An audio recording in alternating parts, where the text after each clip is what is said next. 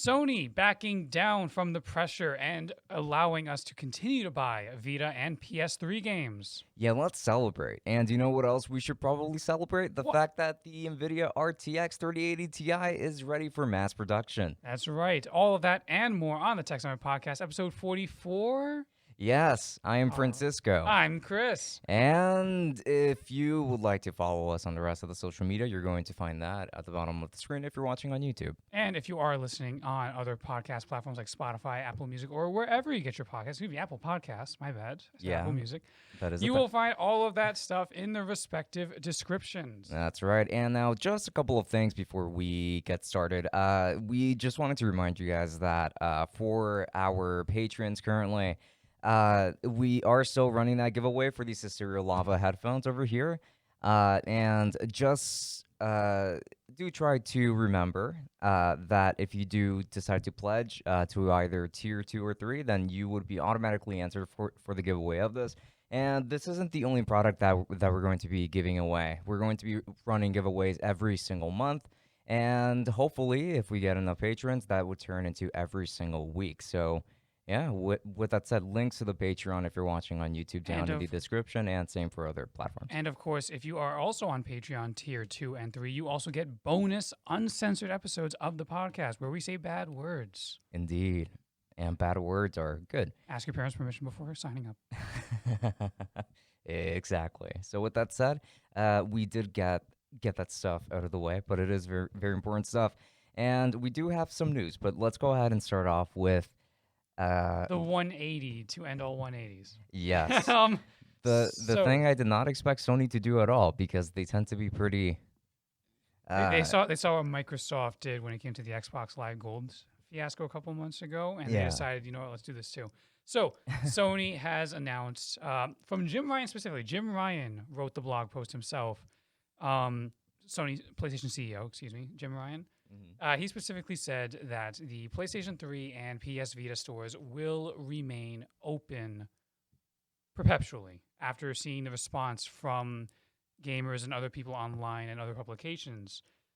They did say that the PSP store will still close as intended on, I believe it was July 7th or so. I think that's fair because the PSP is really old. Early July. Yeah. But nevertheless, the PS3 and Vita stores are going to stay open. And I think that is, of course, a big thing because, you know, a lot of people had a lot of pushback towards this stuff because the PS3 is kind of just entering that nostalgia phase a little bit. You know, not quite there like the PS2 is, for example. Yeah. Like we're reaching that point where people are starting to feel like a little bit of nostalgia for the PS3, especially because you can't play PS3 games on a PS5 yet. That's right. And the Vita isn't even 10 years old yet and still has life in it. And still has even Almost, but not quite. And still has people developing games for it. Yes.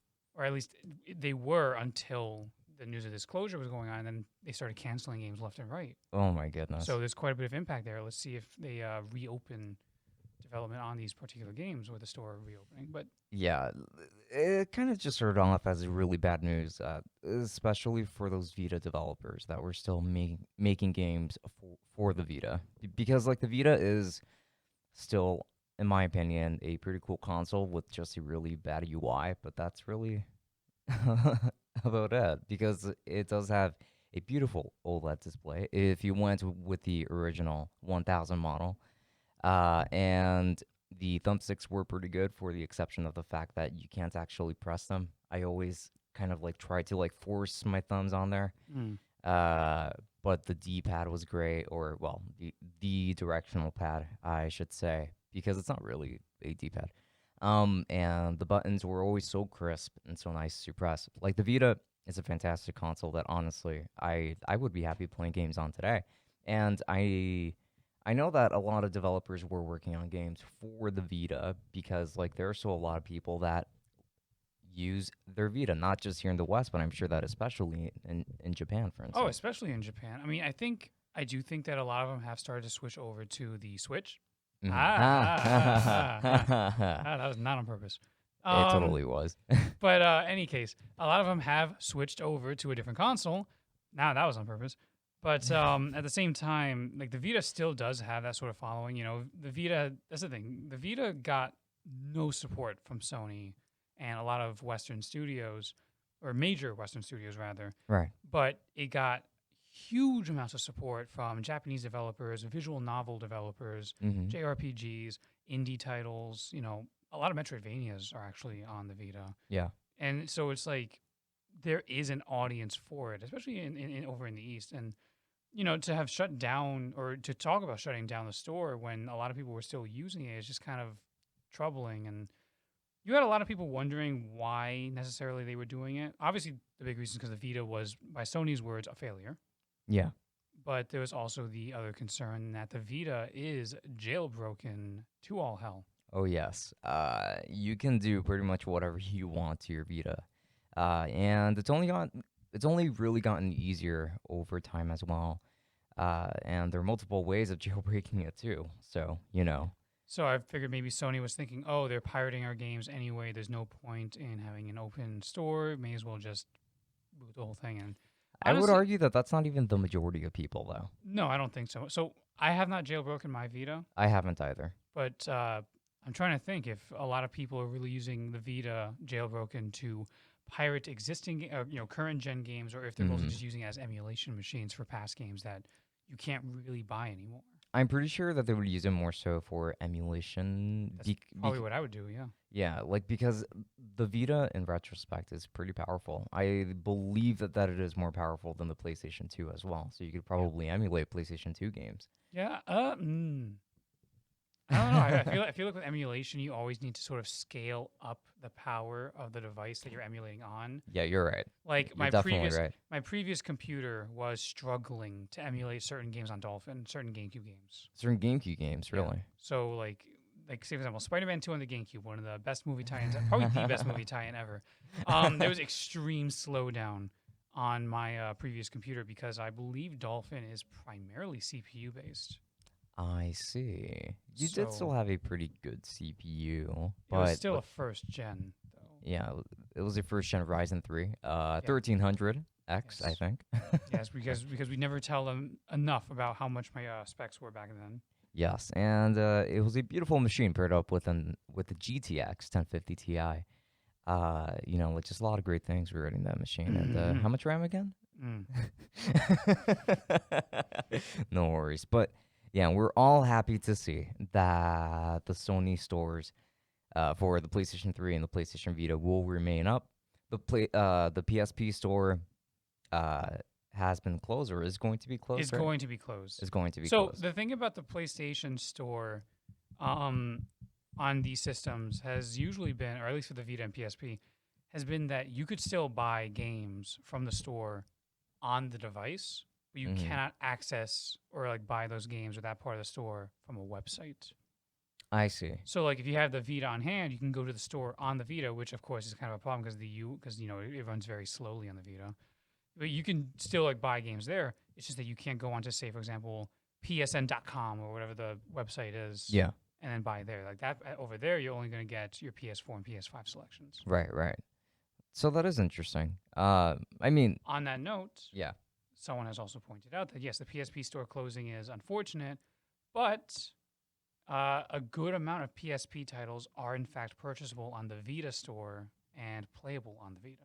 That's one thing, and the PSP is also way older at this point. I actually thought that it had shut down long ago. It still had some life in it, but I do think the PSP is particularly jailbroken, and so I think Sony is kind of just like, we're good.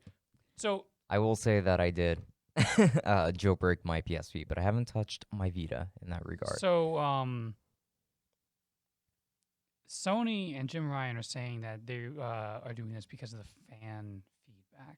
Fan feedback. Well, that's not wrong. Due to the outcry of everybody, I don't think that is what caused it. Honestly, what do you think did it then? Do you think it was developers complaining to them, or developers also complained? Okay, they did. But I'm going to go in a different direction. I'm going to say that the biggest reason is probably because they saw a huge spike in PS3 and Vita sales on the stores, and they realized, oh, people do want to buy these games. I guess it still makes a profitable sense to keep it up. Oh man. Whereas with PSP, there probably wasn't that much of an uptick, and so they're just like, all right, whatever. Yeah. That has to be it. I mean, not that many people really have the APS-P anymore. They go, and people who do probably have already broken it a long time ago and use it as an emulation machine. Exactly. That's me. Yeah. So it's like, like they're able to dress it up with positive PR, saying we listen to the fans, but I feel like the actual answer is, wow, a lot of people really wanted to buy Tokyo Jungle on PS3's store, so I guess we should keep it open. I can agree with you because like it is a very, I want to say, anti-Sony move to actually like take that kind of feedback from people. Because in the past, like let's say when that huge fiasco regarding crossplay, or account saves with Fortnite on the PlayStation 4, and you not being able to log in to the to that same account that you use to play Fortnite on your PlayStation 4 on your Switch, like that was a pretty big deal. They eventually, if I recall correctly, did roll that back, but that actually took way longer than this. So I feel like Sony is good at listening to the fans when they are not the ones that are winning. I feel like that's the running trend in general when it comes to both of them, Microsoft and Sony. I'm leaving Nintendo out of this because Nintendo never listens. So, no, Microsoft and Sony, they tend to flip-flop between who's in the lead and who's not. Mm-hmm. And I feel like the company who is losing is the one who is more likely to listen to the fans in most instances. Like PS3, back in the PS3 days when they were losing pretty handedly to the Wii and 360, they started listening to the fans. PS Plus came around, and it was this huge deal. They had like 25 games at one given time. When the PSN hacks happened, which also we're approaching the 10-year anniversary of. Oh. We're approaching the 10-year anniversary of the PSN hacks. Oh, when that happened, they listened to the fans, and they did a big apologies, and they gave away a bunch of big games, Little Big Plan, all that stuff, and Infamous. They gave away a whole lot of stuff. Same thing right now. Microsoft, they handedly lost this last generation, and they've been listening to the fans in terms of backwards compatibility going all the way back to the original Xbox. Yeah.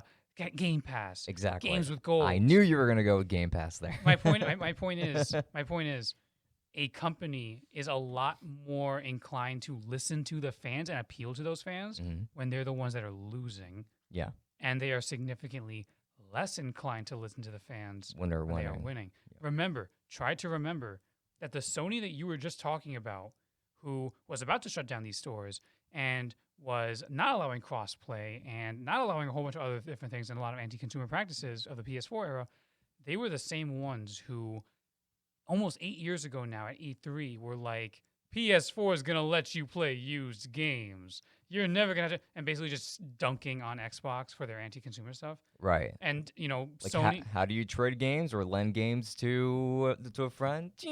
Like Thanks. that. Yeah. Sony was champion of gamers at that E3. And then 3-4 years later, when PS4 is running away with the generation, they were just kind of like, nah, no crossplay. We don't want you to play with the Switch, guys. Come on. It's because they were winning. Yeah. A lot of companies do that. And it doesn't just have to do like with the console industry. I remember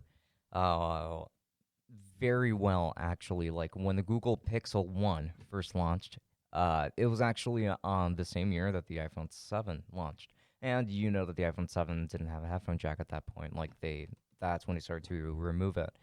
Google was like, oh yeah, and we still have a headphone jack. And then we move forward to literally just 1 year. Google Pixel 2. We decided to get rid of the headphone jack because we needed to make space for, first, we needed an official water resistance rating, and we wanted to add stereo speakers. Completely ignoring the fact that last year they were dunking on Apple. Did Google bring the headphone jack back? Because my Pixel 3a has one. On the budget models. But But the flagship ones, like, I have a Pixel 4, no headphone jack at all. Oh, okay. Yeah, the Pixel 5 doesn't have a headphone jack. The 3, the 2, they don't have headphone jacks. Only the A models do. Okay, because I remember Samsung also did a lot of dunking on Apple with that. Yes, but they at least kept it for a lot longer. Did they really? I feel like it was within a year or two they also changed. They kept theirs there's around for longer because the S8 still had it, the S9 I believe still had it. I don't remember if the S10 had it or not. I think that's actually maybe when they started to remove it. But okay, so maybe it was like 2-3 years ish. But yeah, like they were one of the few companies to keep it around for the longest. LG had it for the longest until they yeeted themselves out of the smartphone competition. Right. So yeah, like a lot of companies just like they're all hypocrites at the end of the day, and Sony's not really alone in this. No, Sony's not alone. Microsoft's not alone. It's just a business thing. Yeah. But yeah, I don't know. Listening to the fans, it just feels like a very big PR move. And if a company does say that, oh, we listen to the fans, don't necessarily believe them. More than likely, they noticed that there was a lot of money on the table that they were leaving if they kept to their word. Yeah. That's what it is. Yes. Microsoft and the Xbox Live fiasco, I'm not sure if it was necessarily leaving money on the table, but at the very least, they saw the outcry and probably noticed that a lot of people probably would have unsubscribed. Oh yeah, yeah. And again, most likely. money left on the table. I don't know what I'm saying today. Don't worry about it. There we go. Well, it's not Scalper hour. That's for sure. No, it's Womp hour. That's it. Just a single Womp. Yeah. I get one Womp. But of course, speaking of Womps. Mm-hmm. Speaking of Womps, is this a shame corner? I am actually not sure yet. I'm going to report on this now. And this is essentially regurgitation hour of news. So here I go.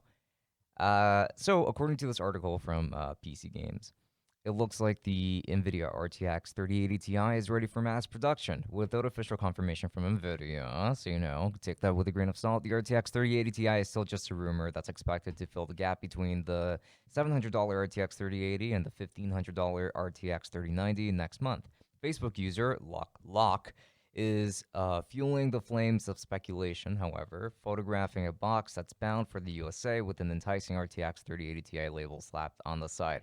Okay, so this is still very much on Rumorville from what it appears, but I think that it would also be about time because we've been waiting for news on a 3080 Ti. We're very due. Yeah, we're very much due for that. However, considering the conversation that we were having last time, it does seem pretty interesting that they would be ready for mass production here because, semiconductors and, things like that are very much pretty difficult to come by nowadays. So I thought that they were probably going to delay this until next year, considering that we hadn't really heard anything official from NVIDIA. But we have also seen listings on some manufacturer sites like Asus or Asus, depending on your persuasion. They did have a listing for the RTX 3080 Ti at some point. So it looks like this is something that has been due for quite some time. Maybe NVIDIA has just been holding back a bunch of stock for the 3080 Ti. And, they just have it ready to make sure that bots can get them first. Yeah, I do think this could be like a slight attempt at making sure that they have a decent amount of stock before jumping into there. No, I don't think it's really going to work out. I think it is going to be mostly bots still. But yeah, because their site's infrastructure is going to stay exactly the same. Mark my words. Yeah, no, it just sounds like they're trying to like ensure they have better. If that's being picked up, I am so sorry. Yes. Please ignore that sound of sirens. New York, am I right? Anyway. Where's it? There we go. Anyway, what's it called? No, I think they are trying to sort of ensure that they have an amount of stock before announcing anything. It's like, don't say anything until you actually know that you're going to have something. I feel like that's what NVIDIA is trying to go with at the moment. But I can only imagine like the CEO like holding one of the execs at any of these manufacturers going like, don't say anything or you're going to be in deep trouble. It's just, I mean, it's possible that another reason why we're waiting so long is because they are trying to work out the kinks of their, online distribution. Yeah. It's possible. But I doubt it. I really doubt that they're actually working towards that because even though they're getting so much flack from people, it really doesn't seem like they care all that much because if they did, they would have tried to at least do something about it a long time ago, like back when that whole fiasco with the 3080, then the 3090, then the 3070, then the 3060 Ti, then the 3060 occurred. They probably had a lot of chances. They probably realize now it's like, okay, this isn't getting better. No. Maybe they thought that like the 60 would be better or 60 Ti. It wasn't. They thought that by not trying, it would just get better. Yeah, they thought things would level out eventually, and it didn't. So my personal prediction is that they are trying something, and they are going to, but that's not going to work. That's my personal prediction. They will try. It will fail. My prediction is that they will have the same end result that you're picturing, but my prediction is that they're just not really going to try anything at all.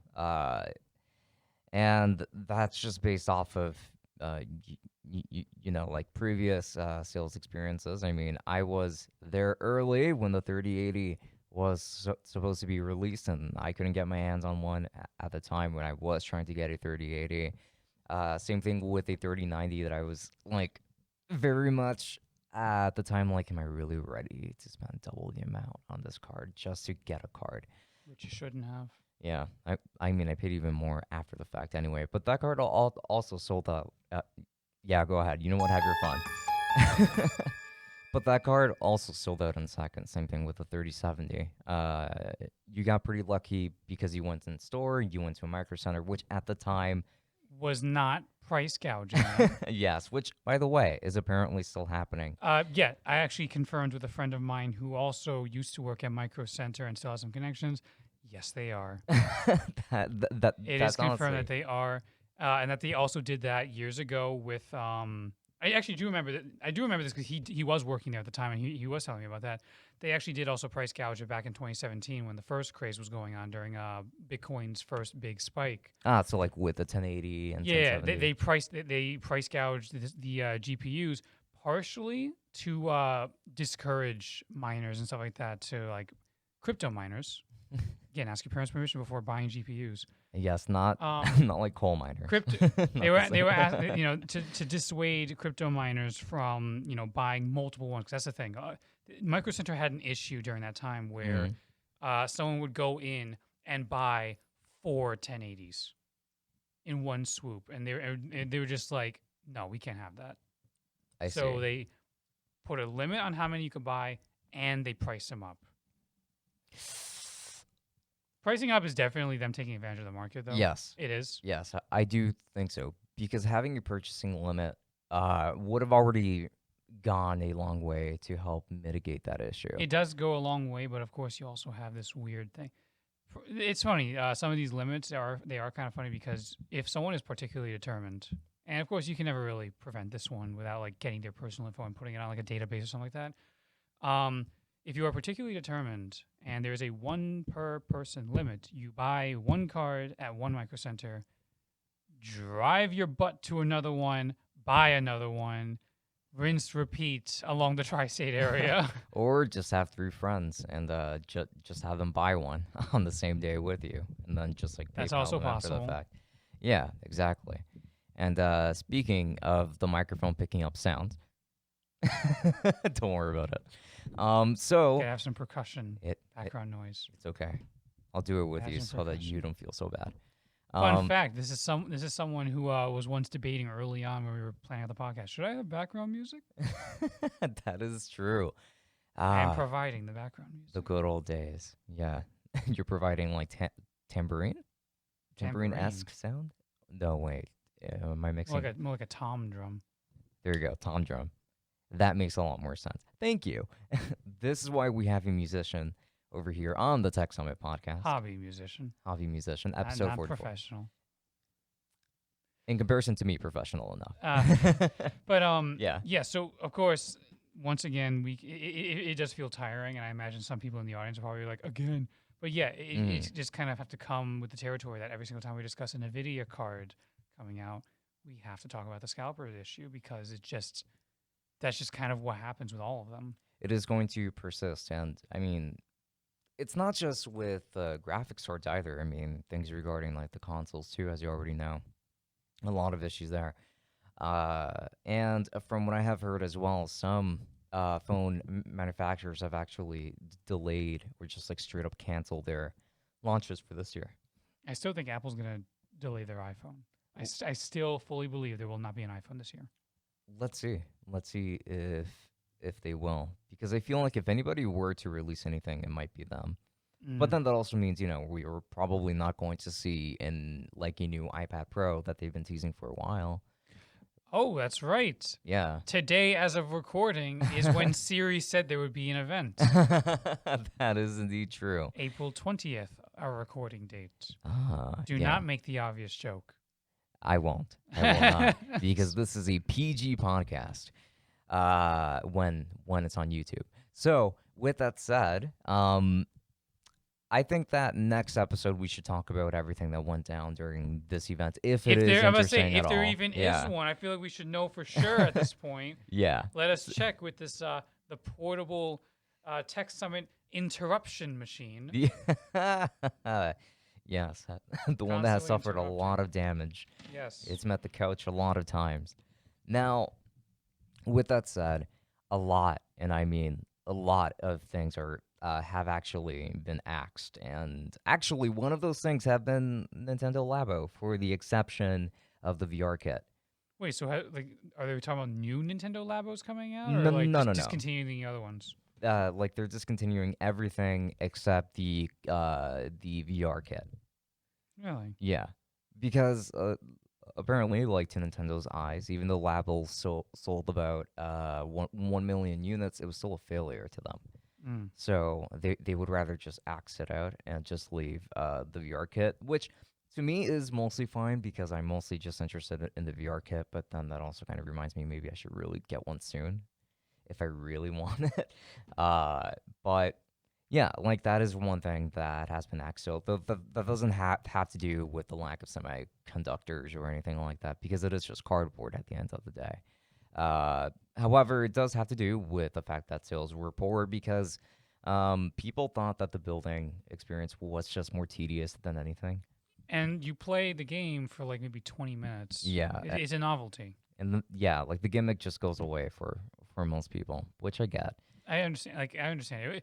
I feel like Nintendo Labo would have been really cool when I was younger, but we're older and we mostly know better, and it's just it's not really worth it. Yeah, it would have been great with the Wii, probably. The Mario Kart home circuit thing seems pretty cool, though, I will admit. Yeah, the Mario Kart home circuit? Mm-hmm. You just need enough space for that, though. That's the only thing. Yes. Jeez. Man, you need to make enough space in your house for cardboard. Apple Alert. Oh, what's up? No, it doesn't get the full sound. That's not the Apple Alert sound. Right. There actually is an event confirmed. Oh. In 1 hour. In 1 hour. 1 p.m. in recording time. Yes, we have our own time zone at the Tech Summit studio. Yes. And the Cupertino Giant is expected to. This is according to the Indian Express. Okay. Actually, the Indian Express by Tech Desk. It doesn't have a real name. It's just Tech Desk. Tech Desk. Okay. Yes. Interesting. Yes, they are expected to unveil a bunch of new products, including iPad Pro. Okay.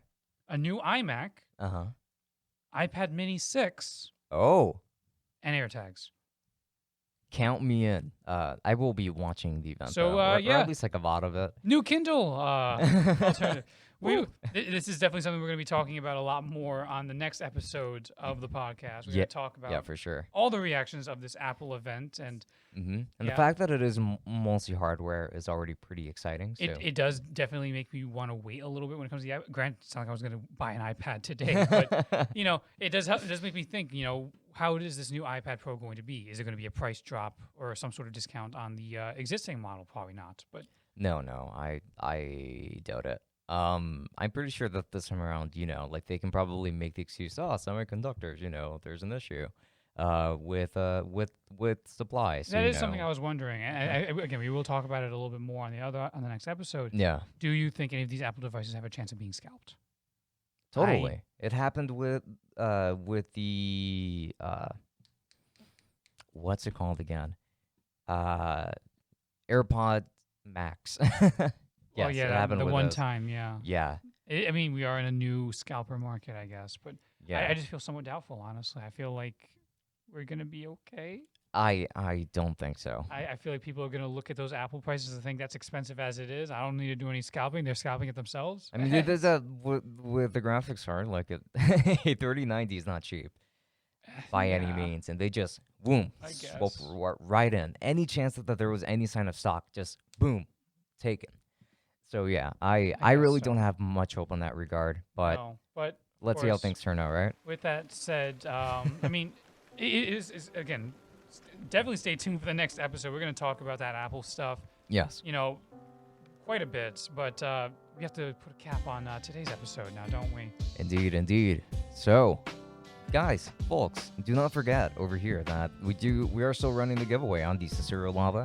This is a pair of wireless headphones. It does come with a carrying case, and it does feature ANC, so noise canceling for those of you that don't like to hear New York City trains or anything of the sort. So this is going to be for Tier 2 and Tier 3 patrons, so make sure to jump in if you are interested in participating in monthly giveaways. Of course, you also get the uncensored bonus episodes, which we are going to record right after this. Indeed. So I would say that there's a lot to look forward to the next episode, considering that it looks like Apple is going to be a post-Apple. Yeah, it's going to be a post-Apple episode. And of course, you guys can keep an eye out for that stuff. If you are watching on YouTube, social media will be right here at the bottom of the video. And if you're listening on other platforms, podcasting platforms, or just audio-only platforms, then make sure to check out the description. And of course, that includes Apple Podcasts, Spotify, Spotify, no, Apple Podcasts specifically. Oh, right. In any case, I'm Chris. I'm Francisco, and until next time, enjoy. Good night. Travel well.